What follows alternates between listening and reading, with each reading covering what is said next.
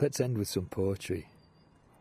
On People Fixing the World, the Power of Poetry on the World Service, we learned how poetry was being used as a new tool in science communication. The hot poets use poetry to help translate the science behind big topics like climate change. They go to meetings and conferences, listen to scientific papers, then in just hours create a poem to deliver back to the audience in an accessible, jargon-free manner. It starts with an adventure at sea. A big blue murder mystery where the killer is not the whale, but an epic humanity fail of overfishing and polluting at unimaginable scale. Into this complex coastline of regulatory chaos, 6 wanderlust women wielding wild oars on a clockwise crusade round the UK's shipwreck-stung shores. Through microplastic mosaics of jellyfish bags, seals wrapped in ghost gear and green goblin snags. Abandoning ship, they rented a car, looping the coast from sea onto land to capture the rapture of data, despite storm-sabotaged plans. Now meeting the people with passion to help, sea saver kids saving the kelp, using educated action to hold big business to account. eDNA proves what's working, giving coastal communities the tools for targeted learning.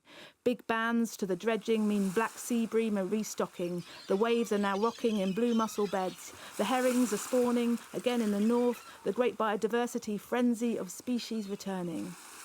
It starts and ends with an adventure at sea. A sea change is turning, the science is singing, but like waves painting seaweed on crumbling sand, the land still sits fragile in the sea's wild, wet hand. What did it mean for you, Kat, hearing the poem, having actually experienced everything she's saying? It still gives me goosebumps when I hear it now. I think it's everything that I wish I could say and put into words myself. I feel like Liv just, has done that. I sat there the whole day, I listened to all of the talks, and I furiously wrote and tried to create a narrative around it.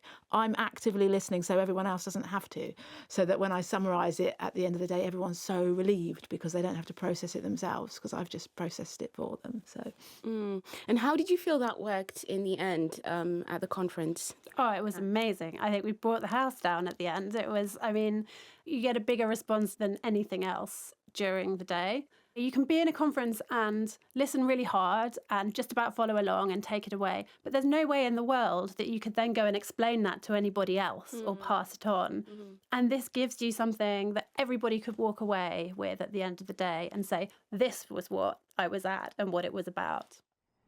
The science is singing. That was wonderful. So from me, Sean Cooney,